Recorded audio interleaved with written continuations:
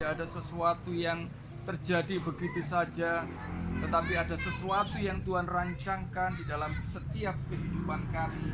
Dan kami percaya pada siang hari ini pun Tuhan juga melihat kami, mata Tuhan melihat akan kami semua, sehingga kami percaya bahwa hari ini pun kami semua ada di dalam rancangan dan rencana Tuhan.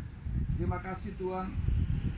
Biarlah Kau juga memberkati, membuka mata hati kami untuk sebagian dari isi hati Tuhan. Biarlah pada siang hari ini pun juga firman-Mu itu akan menjadi pelita dan terang bagi kaki kami. Terima kasih Tuhan. Di dalam nama Tuhan Yesus Kristus, Yesua Masiah, kami berdoa dan mengucap syukur. Amin. Saya di sini aja supaya kelihatan yang di situ. Shalom. Tuhan, Bapak Ibu, saudara-saudara semua, ya bersyukur ya siang hari ini kita ada di tempat ini dan bersyukur. Tidak hujan ini ya. Saya percaya ini juga merupakan anugerah Tuhan buat kita semua. Dan kalau saya melihat bahwa dari awal Pak Erwin ini untuk memulai sesuatu sampai dengan hari ini, saya bisa melihat bahwa itu karena campur tangan Tuhan. Ya, jadi itu pun juga karena kemurahan Tuhan. Bapak Ibu yang dikasih Tuhan, kalau kita melihat seringkali dalam kehidupan ini selalu dipisahkan antara hal yang rohani, antara hal yang jasmani, antara yang sekular dan yang rohani. Seringkali dalam pekerjaan orang itu membedakan, oh pekerjaan ini adalah pekerjaan yang sekuler, pekerjaan ini adalah pekerjaan yang bukan perkara rohani. Nah, itu seringkali itu muncul sehingga kita memisah-misahkan. Oh, kalau saya bekerja berarti saya ini bekerja untuk sekuler, ini duniawi, ini bukan rohani. Nah, kalau kita seperti itu, makanya ada banyak hal yang terjadi dalam pekerjaan yang kita lakukan, apapun yang pekerjaan yang kita lakukan. Kalau kita memisahkan, maka yang terjadi adalah kita bisa melakukan pokoknya saya berhasil tanpa kita menyadari prosesnya itu seperti apa. Kalau mungkin dalam dunia lawyer ya, dalam dunia pengacara, pokoknya saya mesti menang umpamanya. Tidak peduli gimana caranya, yang penting saya menang. Nah, itu kok yang kemudian banyak memunculkan macam-macam masalah. Kita bisa terjebak dalam berbagai macam masalah kalau kita memisahkan antara sekuler dan rohani. Padahal sesungguhnya adalah bahwa Tuhan itu Tuhan yang tidak memisahkan kita untuk di kanan sekuler, di kiri rohani, tidak. Tuhan pada awalnya itu, kalau kita belajar, Tuhan tidak mengendaki hal seperti semacam di Yohanes pasal 1 ayat 1. Di sini dikatakan di dalam Yohanes pasal 1, Yohanes pasal 1 ayat 1. Jadi firman Tuhan mengatakan pada mulanya adalah firman. Firman itu bersama-sama dengan Tuhan dan firman itu adalah Tuhan. Nah, hal yang menarik, ayat ini menjadi menarik bagi saya. Diawali di bagian pertama tadi, pada mulanya adalah firman. Jadi kita mesti menyadari ini, bahwa pada mulanya adalah firman. Atau dengan kata lain, pada mulanya adalah Tuhan. Pada mulanya. Kemudian di dalam ayat yang ketiga, kalau kita melihat di situ dijelaskan lagi di dalam Injil Yohanes itu pasal 1 tadi, pasal rohani ini sekuler tidak bisa. Firman Tuhan di sini katakan bahwa pada mulanya adalah firman. Segala sesuatu dijadikan oleh Tuhan, dan tanpa Tuhan tidak ada sesuatu pun yang telah jadi. Nah, dari sini kita belajar bahwa sebenarnya kita tidak bisa memisahkan. Karena apa? Segala sesuatu itu dijadikan oleh Tuhan. Nah, ini kita tidak bisa. Segala sesuatu yang kita kerjakan itu dijadikan oleh Tuhan, dan tidak ada yang jadi tanpa Tuhan. Kalau prinsip ini kita pegang, saya percaya dalam pekerjaan apapun yang kita lakukan, kalau kita tahu bahwa segala sesuatu dijadikan oleh Tuhan, maka kita perlu tahu bahwa pada mulanya adalah firman. Ini penerapannya sebetulnya. Bagaimana kita bisa melakukan, mewujudkan dalam kehidupan sehari-hari kita bahwa pekerjaan yang kita lakukan itu pada mulanya adalah firman. Nah, kalau kemudian ini terjadi, saya percaya Ya. Saya percaya ini yang akan menjadi pembeda. Kalau Pak Erwin Subarani nanti itu saya percaya akan menerapkan prinsip ini. Segala sesuatu dijadikan oleh Tuhan, segala sesuatu diawali oleh firman. Saya percaya tidak ada yang bisa melawan. Amin. Firman Tuhan itu ngomong begini di dalam Roma, oh betapa dalamnya hikmat Tuhan, betapa tak terselami jalan-jalan Tuhan. Nah kalau kemudian melibatkan Tuhan, saya percaya akan turun hikmat Tuhan, akan turun kebijaksanaan dari Tuhan. Kalau kemudian ada hikmat, jadi Pak Margono apa MA itu Pak Margono? Mister Hukum katanya. Wah, Mister Hukum ya deh. MA itu Mister Hukum. Erwin Subarani Mister Hukum. Yaitu sudah MH plus hikmat Tuhan. Saya percaya.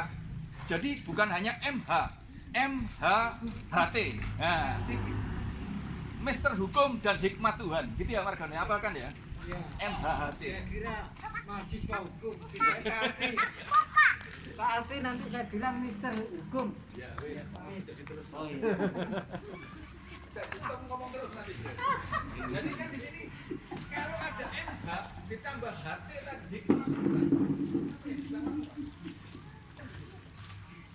Jadi kalau segala sesuatu itu kalau kemudian dimulai dari Tuhan, itu kemudian ada hikmat Tuhan tadi, tidak ada yang bisa melawan.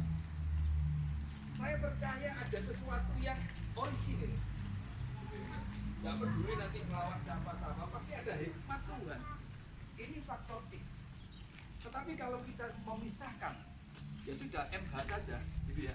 Hukumnya aja yang dipakai. Wos, teori-teori hukum dipakai. Wah, berat, saudara.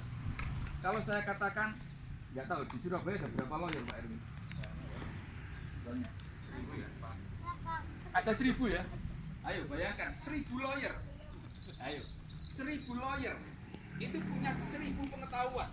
Ada 1000, ya macam-macam kan? Dia punya pengalaman, punya macam-macam. Ya mungkin kalau umpamanya yang dalam sidang ini kan, yang dibela Pak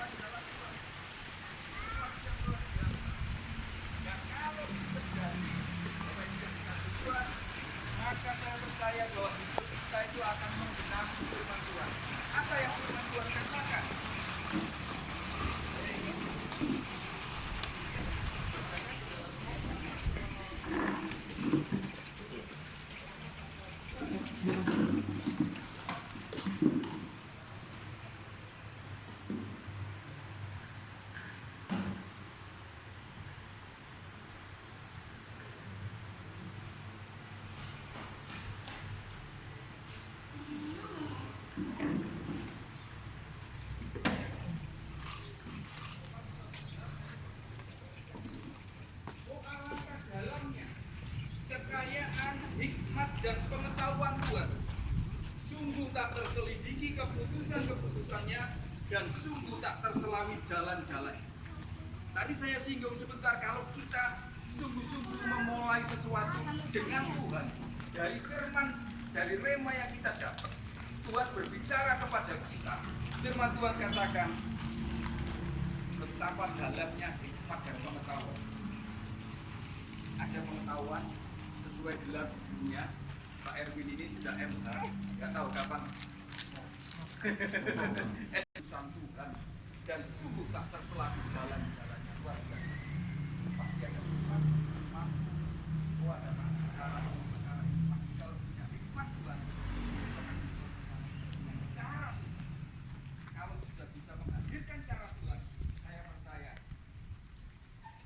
1000 lawyer itu Pak Erwin ini.